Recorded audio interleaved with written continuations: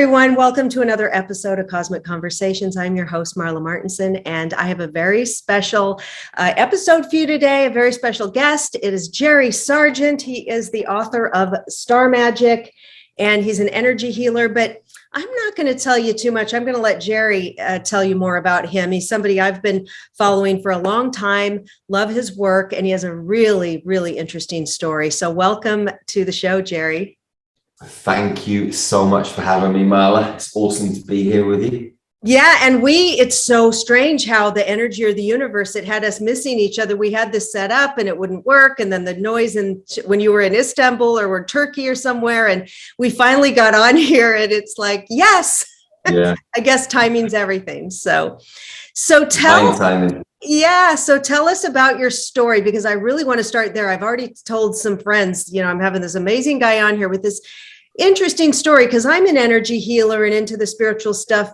And the way I started was my story, but you were not a spiritual guy to begin with. You had quite a different life first. So if you could just share. Yeah, I mean, like right now, obviously we're traveling the world and we're training people to heal with star magic. We're in the process of building healing centers and we're empowering people and, spreading that message of love and unity. But yeah, you're right. I mean, I used to be a very different human being. I was a very egotistical man. I used to smuggle drugs. I was involved in lots of bank frauds. As a kid, I was a very angry kid. I was fostered, adopted, went through a lot of rejection stuff as a kid, turned to drink and drugs at a young age. I was raped as a baby, had a lot of things that were kind of crazy in my early life, and, drinking drugs from 13. And, the rave scene was actually really rife in England, like, parties in fields, dropping ecstasy tablets, whistles, horns, glow sticks, just, I was thoroughly enjoying myself, but it was crazy times. But a couple of my friends died when I was like sort of 15, 16. And I thought to myself, I've got to kind of maybe change my ways, man. Otherwise this might happen to me. So my plan was to get a job and then buy an old camper van with my girlfriend a year later and go traveling around Europe. So I got the job, she was working, saved up some money, bought the camper van. The night before we were due to leave, we're in the pub having a drink.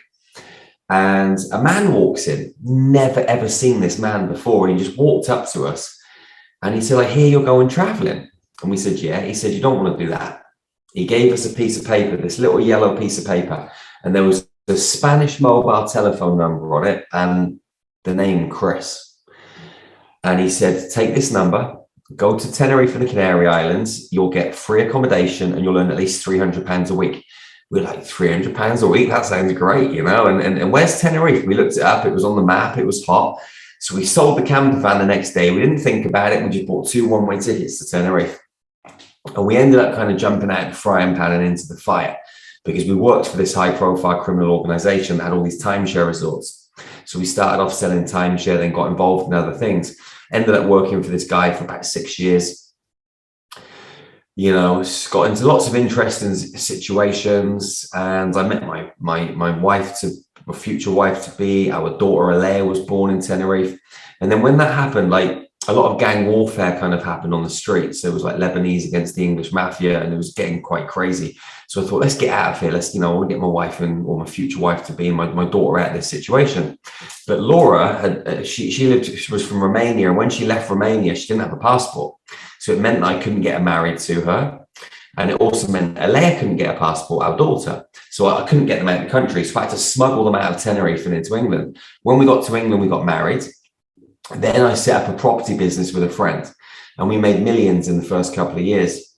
And then the property market dipped and everything went pear-shaped. And we lost everything and more. We were kicked out of our home. We owed the bank like £500,000. And I went back to selling drugs. Moved into some rented accommodation. And this is when my spiritual journey started. So it was all kind of divine, really. But at the time, it was like not very nice. But I moved into this rented accommodation. I'm watching TV one night.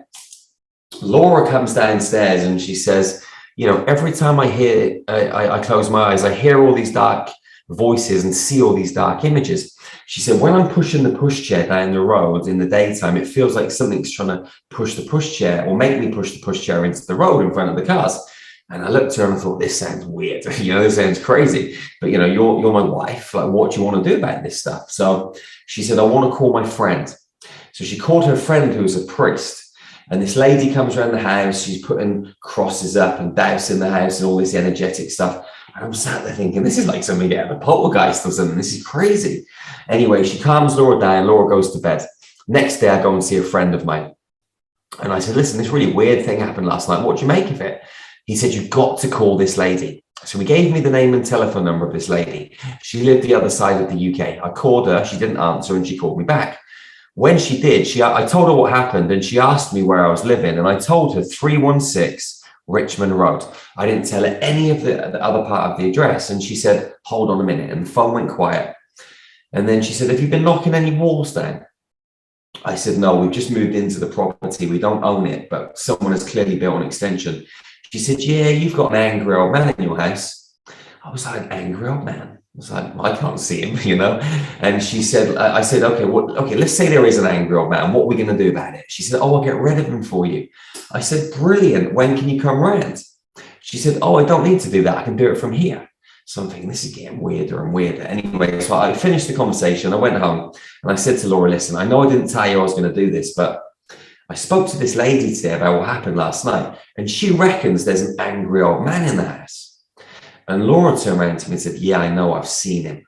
Wow. So I thought, right, you've seen him. This lady who you've never met before, who lives 3 hours away in the car, has never, you've never spoken, no common friends. There must be some element of truth to this. So I phoned her back up. I said, I don't know what you do, but I've got to come and see you. Because I'm like a dog with a bone. If I find out something and there's a bit of a truth to it, I'm like, I need to know everything. So I went out there and she had a past life regression business.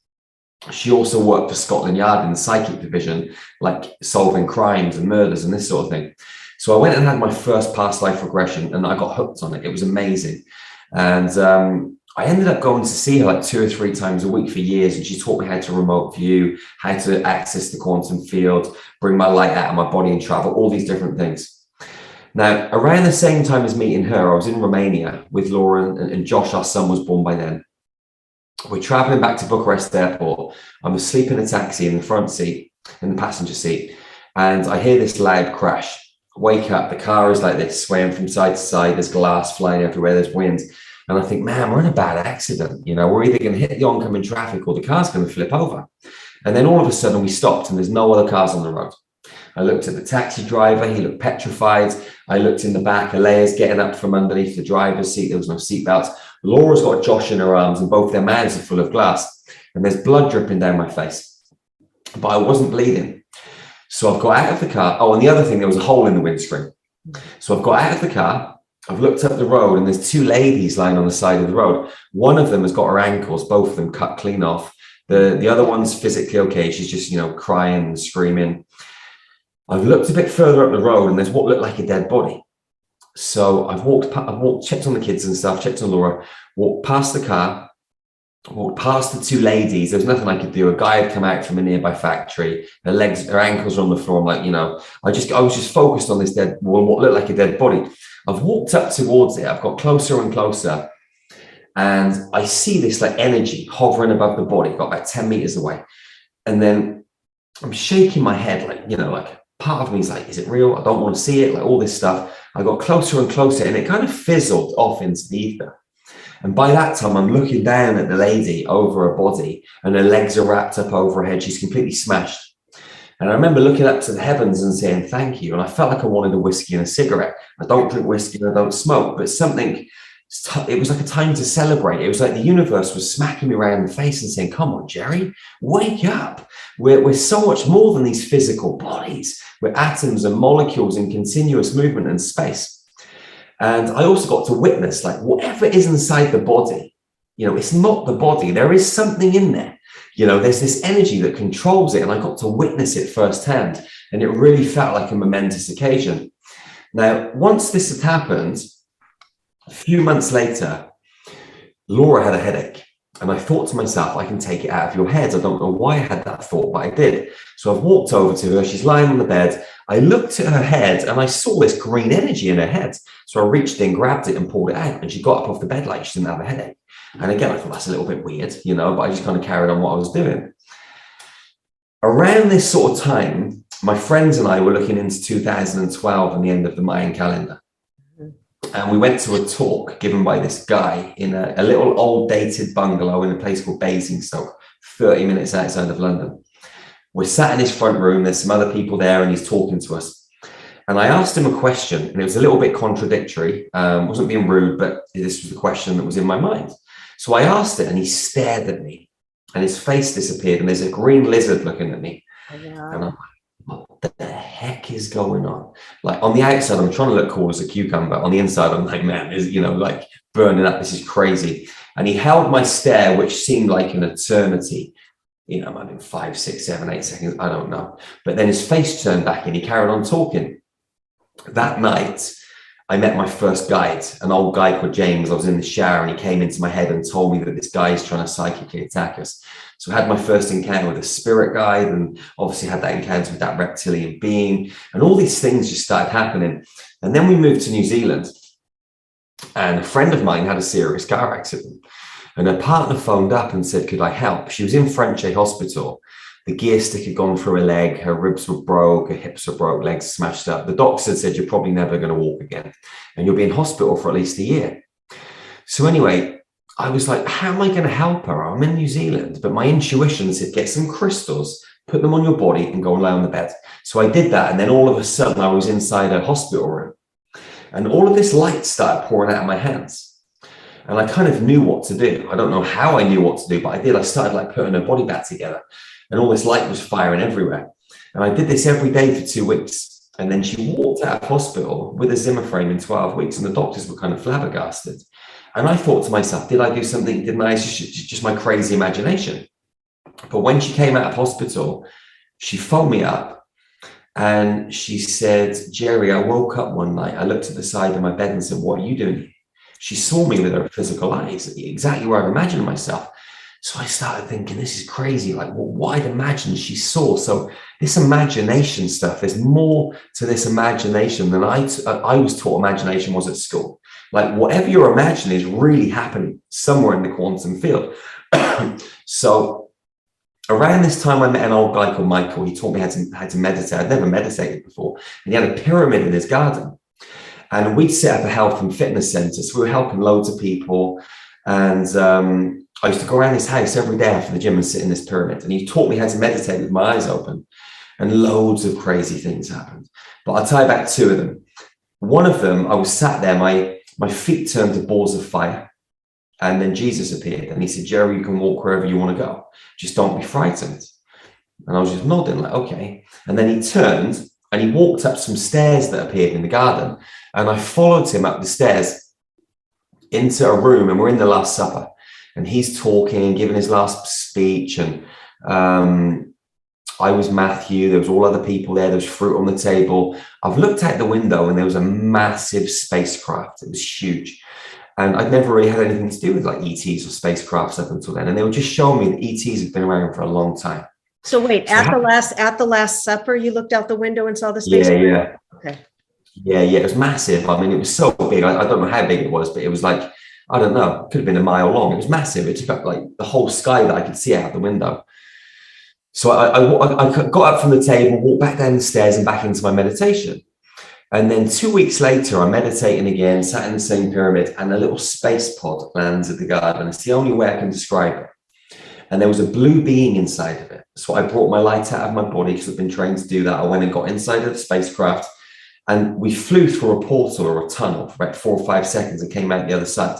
But what actually happened, it's like either the craft or the being somehow placed my consciousness on where we were going to.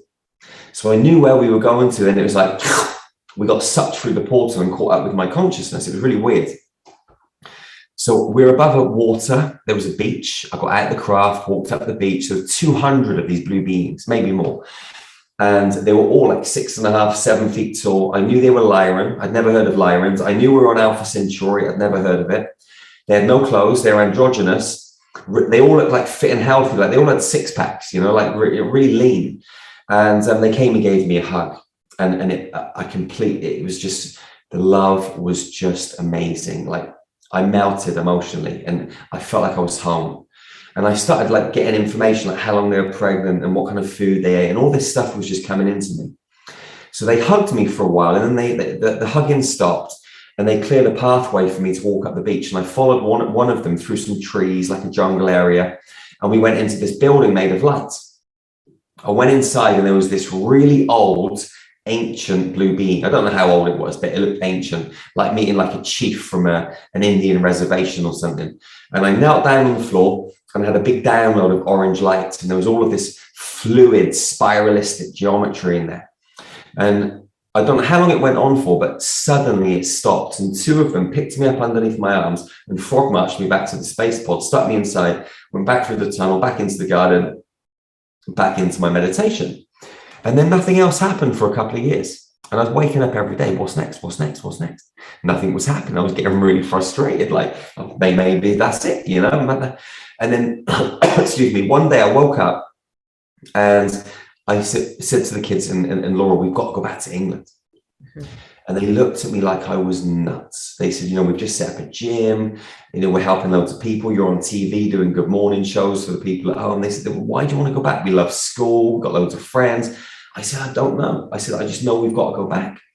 So after a couple of weeks of me badgering them and persuading them, we put a manager in charge of the gym, packed up our house and flew back to England. And then things went into overdrive. I was out running one morning and I saw some fairies fly around a tree. I stopped, I'm looking at them thinking, okay, there's ETs, now there's fairies, what's going on? And then an angel comes down and he says, my name's Archangel Gabriel. You need to write a book. So I'm like, what's it called? He said, it's called Into the Light, Raising the Global Vibration. It's about your life story. So I said, okay, cool. I ran home, opened up my laptop and I wrote this book in 4 weeks and then I published it. As soon as I published it, I started seeing all of this geometry in the empty space. And it was the same geometry that I had in the orange download. And I was saying to my guides, what am I supposed to do with it? They said, you need to meditate more. You're not meditating enough, Jerry. So I started getting up at 5 o'clock every morning with my son. And we went into these 2-hour meditations. And we went to these like classrooms, these mystery schools underneath the pyramids in Egypt. And when we got in there were these wooden desks, like those ones you get when you're 5 or 6 years old at school. There were loads of them. And I'd look left and I'd look right, and there was loads of other humans there from all over the world. And a guy came out and he had these scrolls, and he opened the scrolls, and on the scrolls were the same codes I was seeing in the space and the same codes I got in the orange download. And Josh, my son, and I, we went every day for 2 hours for 9 months. And they showed us how to heal people using these codes. And then people started coming into my life that needed healing. And I was like, let me just see if this stuff works. And I was trying it and it was working. And I kept trying it and it kept working. So I thought, right, I'm going to go to a Mind, Body, Spirit festival. I had some little cards made up called Energy Healing. This was before Star Magic. And I took the book Into the Light. I did a little talk on it. And I made up some forms. And I said to people, listen, I'm going to give away 3 energy healing sessions at the end of the weekend. Put your name down. And if you get drawn out of the hat, I'll let you know. So about 70 or 80 people put their name down, and I phoned every single one of them and told them that they'd won just so I could practice. So I had all these people to practice on, got loads of good results, and I phoned them back up and said, would you give me a testimonial? So I ended up driving around with my video camera, having cups of tea, knocking on their doors and getting loads of video testimonials. And then we started the website and we launched Star Magic. This was like 2016. And then once we'd done that, the same blue being came to visit me again. I was sat on a hilltop near where I live, looking out over the town, and the whole town disappeared. The being's next to me. His name's Derek White. And all of these orange lights appeared. And I said, what are they? He said, they're healing centers. You've got to build them. I was like, if I build them, who's going to run them? He said, you need to train people. So again, I ran home. I opened up my laptop. I designed this training program. He also told me to write a book. Okay, the one that you've got in your hands, which is now, the title is now changed to Healing with Light Frequencies, the Transformative Power of Star Magic. Yeah, the publishing company rebranded it, but it's pretty much the same materials, a couple of additions. And so I wrote that, did the training program, put it up online for the next February, and it filled up straight away. And people came from all over the world. And I'm stood in the classroom thinking, why are you all here? This is crazy. There's people from America and Canada and Egypt and all over Europe and Australia. And they'd all come to be trained by me. And I'm like, this is crazy, you know. Anyway, the training program went really, really well. And since then, we've trained thousands of people in over 40 countries. And we've bought land in Madeira, we've bought land in the UK. We're in the process at the moment working with architects to design our first healing center in Transylvania. We should have all of the CGIs and 3D models back by June. And then we've got 6 months of getting all the costings together. And we should break ground next year at some point. It's on a 15-acre site. It'll sleep 100 people plus like staff and facilitators. It's going to be amazing. It's built out of sacred geometry. Amazing. So I have some questions about your story. So now, while you were doing the now was it arms and drug trafficking, or what was it, or that you were in when you were? So we were doing a lot of cocaine, ecstasy from Holland. Coke was coming from South America. Mm-hmm. We were working with ammunition and guns from Russia, sometimes Bulgaria. So did you ever get caught or in trouble, or anything happened there with you, or arrested, or? No, it's really interesting. Like, I've been arrested a lot of times in my life before I started all this stuff. Mm-hmm. And I never really got arrested during it. There were some altercations and incidents that happened, which were quite serious, but it never really involved us being arrested and getting caught. There was one interesting incident. We flew what happened is we got someone to come from Holland. They drove a car full of ecstasy. The dashboard was full of ecstasy. And they drove to mainland Spain, and they were going to get a ferry from the mainland to the north of Tenerife and then drive down to Las Americas, where all the clubs were, where we were. And what happened, there was something wrong with the ferries and the boats, so they couldn't do it. So I flew to Marbella. My mate had put the car in one of our mates' garages. We ripped off the dashboard, got all the pills out, and we had a couple of guys there that were flying business class that were taking the drugs back through on briefcases. You know, back then it was really easy. You know, it's 20 years ago. There's no scanners, none of that sort of stuff. Anyway, I'm lying in this hotel room on my own. There's guys in other rooms that were all part of what was happening. And I had this really weird experience. I kind of floated out of my body, and I looked back down at my body, and everything was glass, and I could see my body through the glass. And then suddenly I was in this kind of like really busy area, which I knew was an airport. And then suddenly I saw a red car, and there was police. And I knew something bad was going to happen that day. So I phoned my friend and I said, listen, we need to get different flights. I said, I don't know what it is, but something really bizarre has happened. After I had this experience, I fell. I was only 3 meters above my body, but it felt like I fell hundreds of meters. And then my body exploded into like a red rose, and I was back in my body. It was really weird. First kind of like spiritual experience that had happened like that. And I didn't really know what it was, but I knew something bad was going to happen. So I phoned my mate, we got new flights. I went on a different flight to the other guys that were with me. The other guys that took the pills, they walked through, nothing happened. When I went through, nothing happened. We got in a red car, which my mate picked me up on, which I saw in the kind of vision. And we went to a nightclub on the way back. And when we were in the nightclub, all of the lights went out, all of the music stopped, and all I heard was Policia. And they got everyone out of the nightclub, apart from me and my friend that had picked me up. And they took us out and searched our car. So someone somewhere along the chain had like grassed us up. And that night, really, we should have been banged up. But something saved me. Yeah. I don't know what it was. My higher self, communication from guides. I wasn't tapped in back then. All I know is that something communicated with me in this weird way, which I managed to translate, luckily, into something that made some kind of sense. And I was able to make decisions that saved our bacon, you know? And when you wanted to get out of this, was it easy or difficult? I imagine if you're dealing with these bad guys, they don't want, I've heard like gangs and stuff, they don't want you to leave. So how did you extricate yourself from that group? Or what happened is I just kind of disappeared one night. Mhm. I literally just disappeared and just got on a plane and with my wife to be in child, which we had no passports, nothing. We came up with all this crazy documentation to smuggle them back in, and it worked. Luckily, it was just after the Twin Towers and 9/11 and all that, and security was really high, and we we're like, man, is it going to work? And we sailed through. Do you know what I mean? And everything was cool.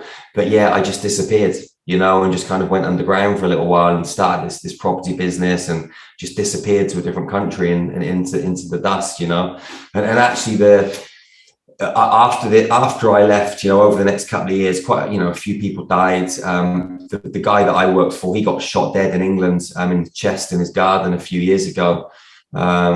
Yeah, I mean, it was an interesting situation. At the time, I really enjoyed it because I was making loads of money and I could buy watches and cars and all those flash things that you think you want when you're a kid, And my ego was in full control. And I thought, this is what I want for the rest of my life. But, things change, the universe took me on a different path. And it was really interesting because when I came back to England, I was still doing the bank fraud. And one of the things that changed me was we were getting really, a lot of money we were stealing from banks in a really clever way. And we ended up with big bags of cash. And I found someone that had a charity in Africa. So I was giving this person bags of money. They were getting it out to the charities, and the charities were building water pipelines, schools, all this sort of stuff. And they were writing letters back to us.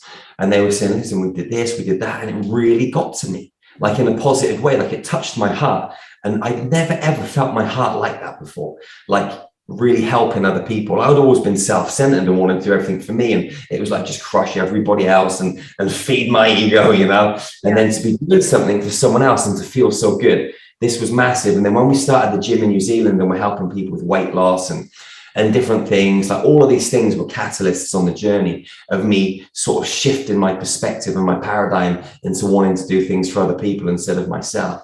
And when you were doing these, I have a feeling that when you were doing the past life regressions with this woman for a few years, that must have been that must have opened you up. I'm feeling that to the spiritual stuff really opened you. And were you still doing drugs or drinking or smoking during that time or anything? I was for a while. Yeah.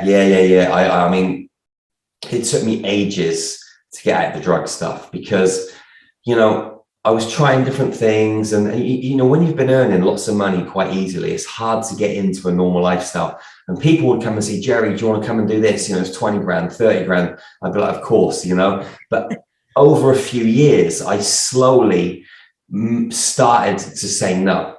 Yeah. And then we went to New Zealand and then we came back and I kind of got back into it a little bit. But, I started, I came back and I started a business called Maximum Life, which was a coaching business. So that was going. I was getting dragged back into the drugs a little bit, but I was finding it easier to say no. And then the deals got further and further apart. And then I think, I'll tell you what happened. Yeah, this is a really important part of the story. I never really sort of share this because it's a really long story. Do you know what I mean? But when I came back from New Zealand in 2013, I ended up going to the passport office to renew my passport and my children's passports. And when I went to the passport office, they pulled me into another room and they showed me another passport copy. And on that passport was the name Daniel King, but with my face. And this was one of my kind of aliases when I was working. So they had another one of these, and obviously, having two passports is illegal. So anyway, they said, we can't give you your passport now, but we're going to call you in a few days. So they called me in a few days. I went back the following Thursday. When I went to the passport office, the Metropolitan Police were there, 3 of them. And they said, you're under arrest, Mr. Sargent, for conspiracy to defraud the Bank of Scotland and also holding a false passport. So anyway, they arrested me and I was on bail for 2 years. And I went and spoke to my friend because we used to do mortgage fraud. That's how we used to get a lot of our money. And I went and spoke to my friend. Now, my friend trained as a lawyer. He was a South African guy. And he trained as a lawyer and he came out of like legal work because he saw the corruption in it. And he started trafficking drugs instead. Now, he got caught trafficking a large amount of cocaine and he went to court. And he took the Bible in with him. And he got off scot-free because he understood law inside out and he understood how to represent himself as a man in a lawful way and not a legal way, which is a big difference. So I went to see him and I said, listen, I've been done for this. What am I going to do? So he explained to me that mortgages were fraudulent and he got me a document. And the document was from Royal Bank of Scotland in 2007. The document showed 63 million properties with mortgages against them, which totaled 2.7 billion pounds. And these mortgages had been sold to a company called the Aaron Property Group, which was a Jewish property group in America, and they'd been traded on the New York Stock Exchange. So the Royal Bank of Scotland had already been paid back their money for them. So they're coming after me for money lost, but really they got paid. They got paid by my promissory note. They got paid by the Aaron Property Group. They got paid loads of times over. So what they were doing was fraudulent. Now, my friend emailed me this document. The next morning, I come out the gym, I'm driving home, and an unmarked X5 pulls up behind me with flashing lights. 2 armed police drag me out the car at gunpoint for a bald tire. Obviously, they knew that I had this document because the document went missing from my emails. They went to my mum and dad's house that day. My dad was dying from cancer. They were really rude to them. They said, we're looking for Daniel King. They knew who I was and that Daniel King wasn't there, but they were just trying to put pressure on my family. So anyway, I didn't back down and I carried on. I got this document again and I went to the police and I said, I've got this document. Anyway, they dropped the charges on the mortgage fraud. Okay. So I was now looking at going to prison for the false passport. Now I had to go to court one day and I said to my guides, I said, listen, if you want me to do this energy healing stuff, I said, you're going to have to get me off this. I said, I don't know how I'm going to get off this. I said, but if you want me to do this energy healing stuff, let me walk out of here today. Anyway, I went into the courtroom and I'm there and all this sort of stuff. And the prosecution's given their side of the story. My solicitor's given my side of the story. And the thing is, normally I wouldn't have got legal representation, but because of so many other things that were happening, I was advised to do it. And it worked out best in the long run. Now, the 3 judges that walked out, one of them was a woman and she had wings on her back. I could see it. She was like an angel. And she sat down in her thing. She smiled and she winked at me. And I was like, oh my God, I'm going to walk out of this. I just knew straight away. So anyway, all of the, both sides of were kind of given. They went out, they deliberated. They came back in 20, 30 minutes later. She winked at me again.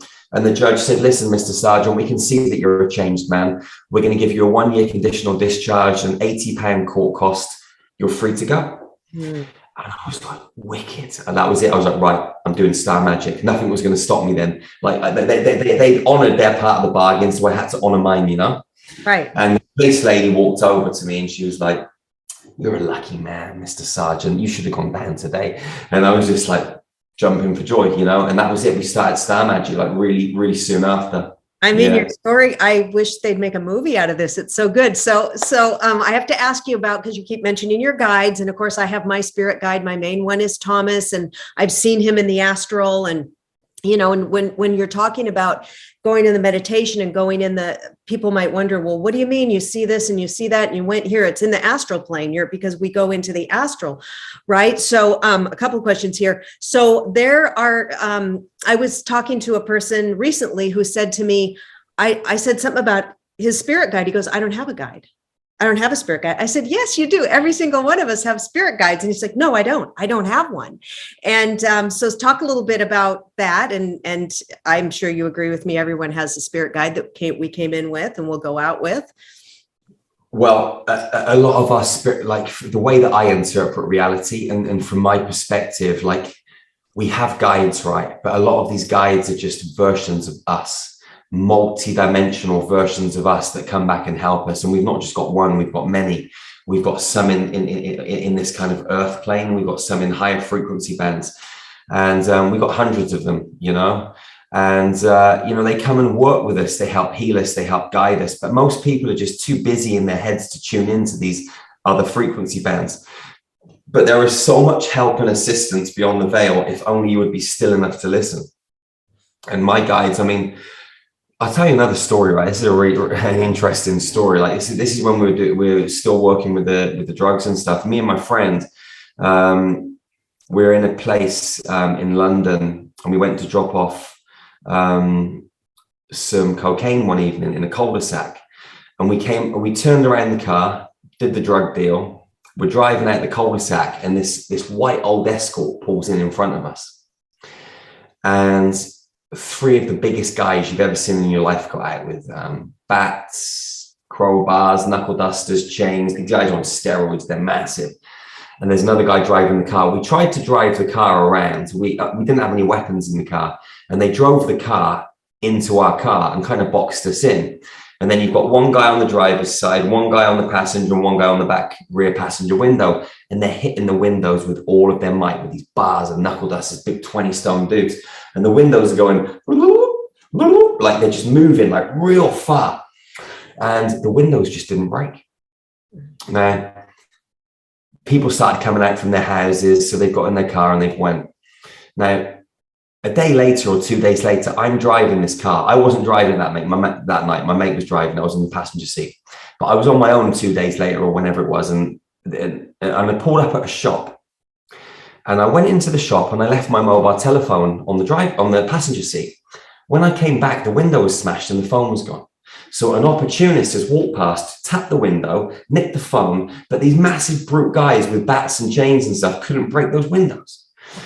I didn't really think too much of it at the time.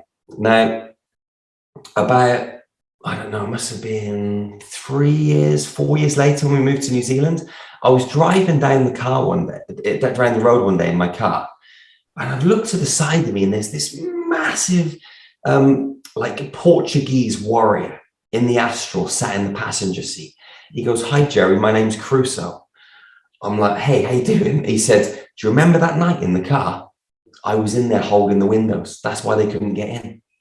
And I was like, "No way." So he saved me that night and my friend. Okay, so when you say you see this guy sitting there in the astral, this is with your physical eyes, right? This is not with your third eye or your imagining. How are you? Because people are going to wonder that. Yeah, well, sometimes I'll see these things with my third eye sight, and sometimes I'll see them with my eyes.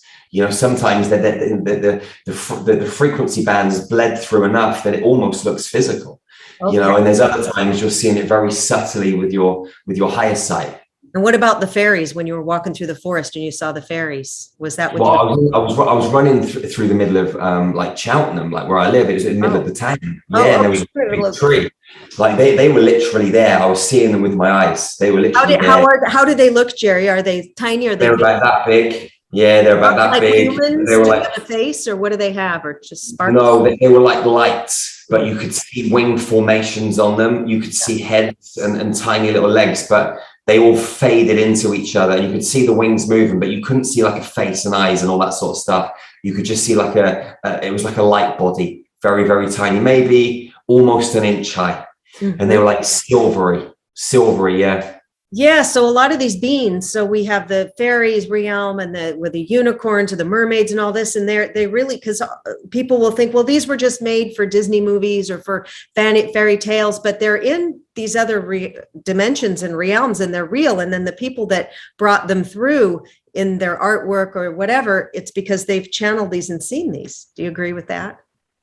Yeah, I mean, the word channeling, I try and stay away from, just because I like when people say channeling, it's like something's coming through your body, and I don't really like things to come through my body. Okay, or a stream of consciousness coming through. Yeah, like you're tapping into a stream of information, which is just geometry and code, but that geometry and code is in its kind of formation a fairy or some kind of ET or even a human, because we're just geometry too. A tree is geometry. Everything in the whole universe is mathematics. So even a book or this water bottle or my headphones or this phone, it's all mathematical equations, condensed down and it's just energy. So the ETs, when people see ships or the ETs, what do you think is going on? Are they physically coming through portholes or dimensions or wormholes, or are they really coming here? Or is it people in another astral dimension that people see it through and get taken up with? What do you think's going on there with both. Uh-huh. If I could look to the left over here and see a house that isn't there. I might see the wall or a being, and it's just another dimensional space, like bleeding through into this one. So that's happening a lot at the moment. And the same thing with spacecraft. Spacecrafts can be hovering within another planetary field that's embedded within this planetary field, and there's dimensions bleeding. Sometimes they come through stargates, portals. They can travel in their Merkaba fields ever so fast.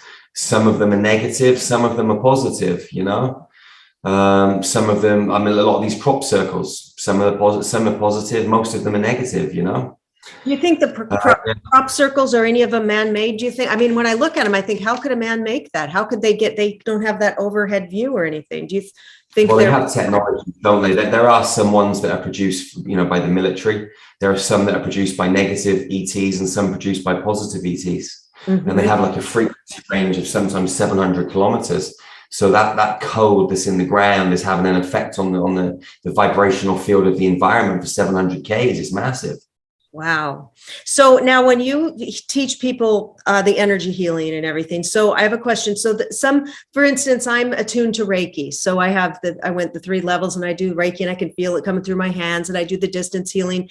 But do you feel that somebody has to be attuned to something, or if they're just doing the hologram, the visualization, or do you think people can just stream energy through their hands without doing any attunements? What's your thoughts on the average person starting to heal? Yeah, there's a lot to what you just said. So first of all, in Star Magic, we don't run any energy through our body. We don't use the energy running through our hands. I mean, in your hands, you've got 4,000 nerve endings in each hand and 400 in each foot. And what a lot of people do with Reiki is they run energy through their body and out of their hands. Mm-hmm. Now, that's okay if you're healing 1 or 2 people a day. If you start healing 15, 20 people a day, or you go to an exhibition and heal 50 people, 100 people in a night, then you're going to start to get ill, because your electrical energy is being overloaded in one area of your body. In our body, we have 45 miles of electrical wiring, our nervous system. So what we show people and train people how to do is to activate the nervous system. So you've got electrical energy pouring out from your whole energy system and not just running it through your hands. It's dangerous. It's old school healing, running it through your hands. You can get vertigo, heart problems, kidney problems, all sorts of like issues when you run electrical energy that way. So you need to work, you have to have your whole body functioning as an entire organism. Yeah, and that's how we train people. And when we work with people, we play a game. We go into the space, we bring up a hologram and we ask the question, please show me something I don't know to help me facilitate the healing of this incredible human being. And when you ask the question, please show me something I don't know, it opens you up to the entire field of possibility. What a lot of people do, Reiki, other systems, it's systematical. Okay, someone has this disease, this is what I'm going to do. That's not how you really work. Okay, the best way to work is to treat every single human being, every single soul as a unique individual, because they've all had multidimensional experiences that are completely different timelines, different experiences, and they've all accumulated into this space where they are now, where they've got this particular injury, illness, or disease. So you can't treat them the same as anyone else. If Dave comes to me with cancer and then Bob comes to me with cancer, I'm going to work on them completely differently. I'm going to ask that question and then just start to play the game. And we treat everyone like a biological computer. Like, everyone has a body and a brain, and the body and brain is a computer system which downloads information from the internet, which is the quantum field. It also downloads information from hard drives and USB sticks, which are past and future lives and present day life experiences. So what we do is we tap into the field. We connect with past life, future life, and present day life experiences which have been traumatic, and we bring those soul fragments into healing. And when you do that, or you shift the timeline, depending on how we go about it, because there's many different ways to skin the cat, then we change the information stream running into the biological computer. You're basically changing the code in the back end of the system. It's like a website. You want to change it from pink to yellow. You get your computer programmer to go in and change the code, and then the front end of the website goes from pink to yellow. This is no different. We're tapping into the back end of the code in someone's biological computer, shifting it and changing it, and then physical experiences and changes and shifts happen on the front end. Wow, that is bad. And I know in your book, which I'll put up, flash up the new cover, but you have a lot of the ways we can do this. There's a lot of learning in here and training to do a lot of this stuff.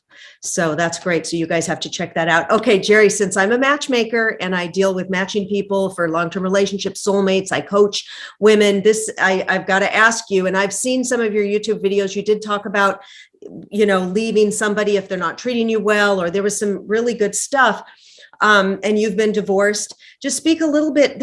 I'm coming across a lot of people, especially with this COVID era and different things happening. There's a lot of breakups. There's so much pain. I see there's a lot of people that we're dealing with, people with narcissistic personality disorders or traits, and then they can't get over it. I'm talking to women who are 1 year broken up, 2 years broken up. They're still in pain. They can hardly function. What can you, I don't know, just some words or to tell people how to heal that, or what's going on? Why can't we get so attached to one person? Maybe they're not even treating us well, and we can't let go. We're obsessing. We can't let go of them. We're worried about them. What's going to happen to them? So it's a lot. The most important thing to say is that, whoever is listening, I'm talking to you all as individuals, you are all the most important human being in your own world, and you're all the most important soul in your own universe. And you should always put yourself first and foremost. And if someone's not treating you well, leave. Okay, you have to have enough honor and respect for yourself to say, I'm not putting up with this. It doesn't matter what happens to them. It doesn't matter if you hurt their feelings. If they're not treating you right, never put their feelings before you, ever. Okay. Now, the other thing is, we're like a bunch of crackheads on this planet, right? We're addicted to so many things. And one of the things that we're addicted to is trauma. Yes. Okay. If you get into a narcissistic or a bit of a crappy relationship and someone's treating you not very well, whether they beat you, whether it's emotional or physical or sexual, you're going to experience trauma. And that trauma has a chemical release in the body. Now, if you don't deal with that trauma and deal with that chemical release, then you're going to enter into what's known as a refractory period, which is the time from when that chemical has been released. You start playing this situation out over and over and over in your head. So you start to imagine and think about the trauma that happened, and you keep replaying it and keep releasing those chemicals in your body. And your body's like a crackhead being addicted to these chemicals. So your body starts to control and run your life. And so your body communicates with your brain and gets you to go back into these relationships or stay in this relationship or recreates it subconsciously, because the subconscious mind doesn't know the difference between what's real and what's not. So if you have an experience in your head where you've been beaten, whether you replay the old experience or you recreate a new experience, the body is getting its fix. So we have to be strong enough and disciplined enough to break away from the pain of whoever or whatever. And we've got to be strong enough and disciplined enough to get out of our heads and into our hearts and live in our body and our heart, to follow our life compass and make choices that are congruent to our goals and our dreams, and that will elevate our frequency and expand our consciousness and keep us in a high vibrational, happy state that is just joy filled and bliss filled and ecstasy filled. And if you're not waking up in that joy, bliss, ecstasy, bliss state of consciousness, something's wrong. And if something is wrong, you're not waking up in those states of consciousness, you've got to go into your heart and ask yourself, why? Where is this coming from? Where is the pain that is unresolved in my cells, in my DNA, on a cellular level? And you've got to go and you've got to bring this stuff to the surface and transmute it so you can move on from it. Yeah, one thing I did with an old relationship was I couldn't stop thinking about it, and I was crying and crying. And so I keep going back to my journals and my notes and looking, oh yeah, he said this, he said that, he insulted me here, the verbal abuse. And to remind myself why I shouldn't be thinking about him or going back, but it didn't seem to help. So I think what you're saying is, yeah, because my whole nervous system, everything, that trauma kept replaying, it kept it activated. Really, you've got to change your focus. You've got to focus on something completely different. Like if someone comes to me and says, Jerry, I've got a brain tumor. I'm like, where? I can't see it. It doesn't exist in my reality, because if I see it, I'm giving it energy and power and expanding its power. So I create a completely different reality and make that reality my client's reality. And then, that's one way of healing. So you can't give the disease, the trauma, any focus or attention. You have to completely shift your awareness to something different and new.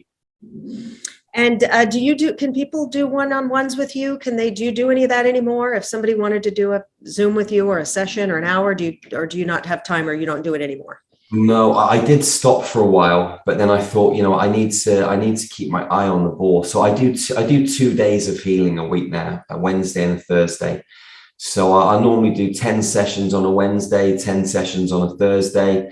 I don't see anybody. The team arranges the appointments, and I get photographs of the people. They lie down in the space at the time. I go into their space and connect with them. I do the work, and then I send them like a recorded MP3 afterwards, which they can keep forever. You know, it might be 15 minutes, 20 minutes long. I talk to them about all the past lives we went into, what we did with the light body, mental, physical, emotional bodies, just give them a complete rundown of the healing so they can listen to it several times if they want to. I give them, information on nutrition and fasting and exercise and different things that will help them if it's necessary. Yeah, so we never actually have a face-to-face discussion because it's actually unnecessary. You don't need it. It just wastes time. I just want to do the work, and That's instead amazing. of listening to people's stories, everyone wants to tell you that story for 20 minutes and just waste so much time. So they can just email the basic, a paragraph or something, what's going on with them. And then with absolutely. you can work on it. That's great. So that's on your website. And all right. Well, Jerry, thank you so much. I won't keep you anymore. This has been so fascinating. And I just can't wait to, continue and see what more magic you're bringing to the world. Thank you. Thank you so much for having me, Marla. It was a pleasure to be here, sister. Thank you so much. Bye, everybody.